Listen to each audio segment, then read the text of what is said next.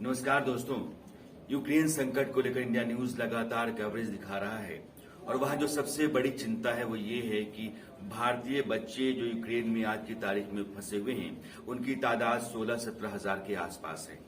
अभी तक भारत सरकार ने ऑपरेशन गंगा के तहत या मिशन गंगा के तहत जिन बच्चों को देश वापस ले आई है उनकी तादाद 1000 के आसपास है, लेकिन 16,000 लोग फंसे हुए हैं और यूक्रेन के भीतर रूसी सेना का हमला लगातार तेज होता जा रहा है। एक तस्वीर में आपको दिखा रहा हूं जो बेलारूस के मिन्स्क में बैठक चल रही है यूक्रेन और रूस की। उम्मीद ये है कि यहां इस बातचीत से कुछ मसला हल होता हुआ सा लगे, लेकिन यूक्रेन के राष्ट्रपति जेलेंस्की को ये नहीं लगता है कि इस बातचीत से बहुत कुछ निकलने वाला है। जब से नेटो की फोर्सेस ने यूक्रेन को मदद देनी शुरू कर दी है, हथियारों की मदद, पैसों की मदद, रसद की मदद, तो एक युद्ध में जितने तरह की मदद होती है वो तमाम तरह की मदद नेटो देशों से अमेरिका समेत यूक्रेन को मिल रही है। यही वजह है कि रूस के मुकाबले में लड़ाई यूक्रेन बराबर बराबर की लड़ रहा है। गुरुवार से लेकर सोमवार, गुरुवार, शुक्रवार, शनिवार, रविवार, सोमवार, 5 रोज हो गए हैं और 5 रोज में आज भी जो राजधानी कीव है उस पर कब्जा नहीं कर पाई है रूसी फोर्स। पुतिन जो रूस के राष्ट्रपति हैं वो अपने तमाम विकल्प आजमाने लगे हैं, यहां तक कि परमाणु हथियारों का इस्तेमाल किया जा सके अगर ऐसे हालात पैदा हो जाएं तो उसके लिए भी उन्होंने अपनी सहमति दे दी है। रूस की फोर्स के सामने संकट ये है कि उसको रसद की दिक्कत आने लगी है, इस तरह की रिपोर्ट आ रही है। लेकिन हमारी चिंता अलग है। मैं आज आपके सामने अगर वीडियो यह बना रहा हूं तो सिर्फ इसलिए कि हमारे बच्चे जो वहां फंसे हुए हैं, हमारे नागरिक जो फंसे हुए हैं, उनकी देश वापसी जितनी जल्दी हो जाए उतना ही बेहतर है, क्योंकि जैसे जैसे यूक्रेन के भीतर हालात बिगड़ते चले जाएंगे और यूक्रेन के जिन इलाकों में अपने बच्चे फंसे हुए हैं, पूरब में यूक्रेन का जो पूर्वी हिस्सा है उससे रूस लगता है, उत्तरी हिस्सा है उससे बेलारूस लगता है, अब पश्चिमी हिस्सा है जहां पोलैंड है, हंगरी है, रोमानिया है, स्लोवाकिया है, इन देशों में हमारे बच्चे जा रहे हैं और वहां से उनको दिल्ली या मुंबई या देश वापस लाया जा रहा है। लेकिन जो बच्चे उत्तर में हैं, पूर्व में है यूक्रेन के, उनको पूरा देश पार करके और फिर जाना पड़ेगा पश्चिमी सीमा पर जहां वो पोलैंड, हंगरी या रोमानिया आएंगे। जो स्थितियां हैं मैं आपको वो दिखाना चाहता हूं। वहां से बच्चे जो वीडियो भेज रहे हैं, इंडिया न्यूज को, चूंकि इंडिया न्यूज लगातार एक मिशन चला रहा है ऑपरेशन एयरलिफ्ट, वहां हमारे जितने नागरिक हैं उनको जितनी जल्दी देश वापसी उनकी करा ली जाए वही गनीमत है। इसलिए आप यह वीडियो देखिए जिसमें बच्चे किन मुश्किलों में हैं, खास करके लड़कियां वो बता रही हैं। हम सुमी स्टेट यूनिवर्सिटी के स्टूडेंट्स हैं और हम यहाँ पे नॉर्थ ईस्टर्न बॉर्डर में रहते हैं जिसका नाम सुमी है, सुमी ओब्लास्ट है। यहाँ तक गवर्नमेंट की कोई हेल्प नहीं पहुँच पा रही है। हम रात दिन परेशान होके बैठे हुए हैं कि कब हमको बंकर में भेज दिया जाए। बंकर में इलेक्ट्रिसिटी की दिक्कत है, वहाँ पे कीचड़ हो रखी है, वेंटिलेशन की दिक्कत है और यहाँ पे अभी रिसेंट खबर मिली है कि दोबारा रशियन आर्मी आ रही है अपने टैंक्स, मिसाइल सब कुछ लेके, और हमारी लाइफ बिल्कुल ही मतलब ऐसी हो रखी है कि हम अब क्या करें, नेक्स्ट पॉइंट क्या करें, हमें कुछ समझ नहीं आ रहा। इंडियन एम्बेसी को हमने कांटेक्ट किया, गवर्नमेंट को कांटेक्ट किया, कोई डिटेल्स नहीं भेज रहे हैं। वो बहुत परेशान हो रखे हम यहाँ पे। हम बहुत सारे स्टूडेंट्स यहाँ पे फंसे हुए हैं। मोर देन 400 स्टूडेंट्स हैं हम यहाँ पे। हमें कोई इन्फॉर्मेशन नहीं आ रही है। एम्बेसी सिर्फ ये बोल रही है कि stay calm, stay there where you are, but यहाँ पे कांस्टेंट एयर शेलिंग हो रही है, यहाँ पे बॉम्ब अटैक्स हो रहे हैं, यहाँ पे गन शॉट्स की आवाज़ें आ रही हैं। इस टाइम में एक स्टूडेंट से आप क्या एक्सपेक्ट करते हो, कैसे हम काम रहें? बहुत डिफिकल्ट सिचुएशन है। हम सिर्फ इंडियन गवर्नमेंट से बोल रहे हैं कि नॉर्थ ईस्ट बॉर्डर के लिए कुछ कीजिए। वेस्टर्न बॉर्डर्स तो वैसे भी सेफ है, उन्हें इवैक्यूएट करने से कोई सेंस नहीं है। नॉर्थ ईस्ट में जहाँ पर बच्चे फंसे हुए हैं, प्लीज हमें इवैक्यूएट कीजिएगा, please as soon as possible. यहाँ से ईस्टर्न बॉर्डर से रशिया का बॉर्डर केवल 40 से 50 किलोमीटर दूर है और यहाँ पर अगर हम कभी भी कांटेक्ट कर रहे हैं एम्बेसी को या किसी भी ऑथराइज्ड प्रोटोकॉल्स के तहत, हमें बस ये इन्फॉर्मेशन दी जा रही है कि हमें जहाँ पर रुकना है बस वहीं पर रुकना है। पर यहाँ पर आम लोगों के पास भी आर्म्स है, एम्युनिशंस है और हमें ये डिस्टिंग्विश करना बहुत मुश्किल हो रहा है कि कौन यहाँ के लोग हैं, कौन रशियन आर्मी है।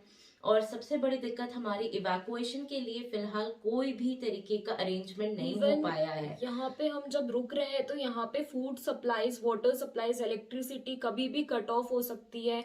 खाने की तंगी हो रखी है, हम लिमिटेड फूड स्टॉक्स पे जी रहे हैं, हमें नहीं पता, सुनने में आ रहा है कि मंथ्स तक हमें यहाँ पे रुकना पड़ सकता है। तो it's really very scary for us. Please Indian government try to help us. जल्दी से जल्दी हमारी ये इन्फॉर्मेशन आप पहुंचाएं इंडियन गवर्नमेंट तक, ताकि हमारा इवैक्यूएशन हो सके, क्योंकि ये बेस बन सकता है सुमी आर्मी कैंप का। हम प्लीज रिक्वेस्ट करते हैं इंडियन आर्मी से, इंडियन गवर्नमेंट से, नरेंद्र मोदी से हाथ जोड़ के कि जो हो सके please try to save us, please try to save us. We are the future of your country. If you are not willing to save us then I don't think so कि कोई फायदा है इस चीज का। प्लीज ट्राई टू सेव अस। Ukraine की पश्चिमी सीमा जिन देशों से लगती है, उन देशों में यूक्रेन से भी लोग भाग रहे हैं, यूक्रेन के नागरिक भाग रहे हैं। आपको एक वीडियो दिखाता हूं। लंबी कतार लगी हुई है, कई किलोमीटर लंबी, यूक्रेन से निकल रही गाड़ियों की और जा रहे दूसरे देशों में। ये पोलैंड की सरहद है और पोलैंड में ये लोग दाखिल होना चाहते हैं। कारें 72-73 घंटे से लगातार यूं ही खड़ी हैं क्योंकि जाम है और पोलैंड की सीमा खुली नहीं है। देश अपने भीतर आने देने से पहले बहुत सारी चीजें जांचता परखता है। यही स्थिति हमारे बच्चों की है। जो बच्चे रोमानिया में, पोलैंड में या हंगरी में आए हुए हैं, उन बच्चों के साथ भी दिक्कतें हैं। अभी मैं आपको लेकर चलता हूं उन बच्चों के बीच में जो रोमानिया में हैं, रोमानिया पहुंचे हुए हैं यूक्रेन के अंदर से, और वो किस हाल में हैं आप जरा ये देखिए और सुनिए। कम से कम 50-55 किलोमीटर पैदल आए हैं। आप ये सोच लो कि मैं हर किसी के पास पता नहीं शूज होगा या नहीं, वो बेचारा कोई नंगे पैर है, कोई कैसा है कोई कैसा नहीं है, ना कोई खाना है ना पीना है। लड़कियां रो रही हैं बेचारी।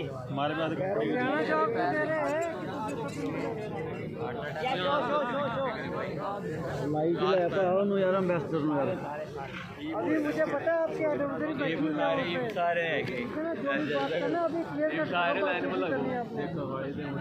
ना। देखो यहाँ पे हमारे 4 दिन हो गए हैं, 4 दिन हो गए खाना नहीं खाया। कुछ बंदे ऐसे भी है जो मतलब खाना नहीं खाया। नहीं सानू क्या अंदर लेके जावे जिदा मर्जी बेहतर आवे सानू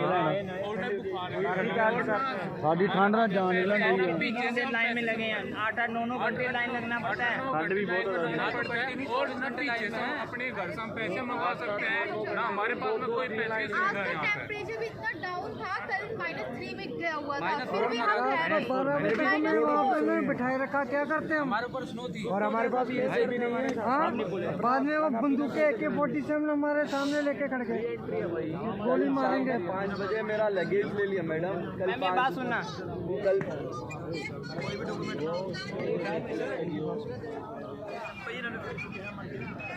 यहाँ पे इंसानियत इतनी है मैडम किसी के अंदर। यहाँ पे इनके पास यूक्रेनियन को सबसे पहले प्रेफरेंस दे रहे हैं हर चीज़ में।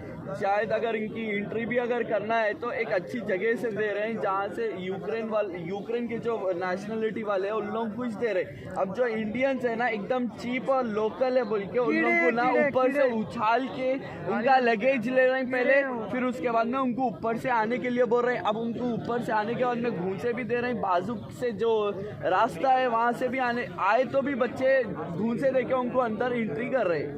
ठीक है, कल मेरा साथ ये हादसा हुआ है। 5 बजे मेरा लगेज ले लिए थे, ले लेके बोले कि भाई बाजुक आओ, बाजुक से होते मैं बाजुक गया। बाजुक जब गया मैं, जब से लेके मेरा अभी तक मेरा लगेज नहीं है, ना मेरा बैग है, ना मेरे पास पासपोर्ट है, ना पैसे है, ना TRC है, ना कुछ भी नहीं है। कल रात से अभी तक खाना खाने के लिए, पानी पीने के लिए पूछा मैं तो पैसे तो है ही नहीं। वहाँ पानी पूछा मैं, वो भी आर्मी को, तो वो बोलता है कि जा बाहर देख ले आया कहीं। ये तो कुछ होता नहीं। अगर भाई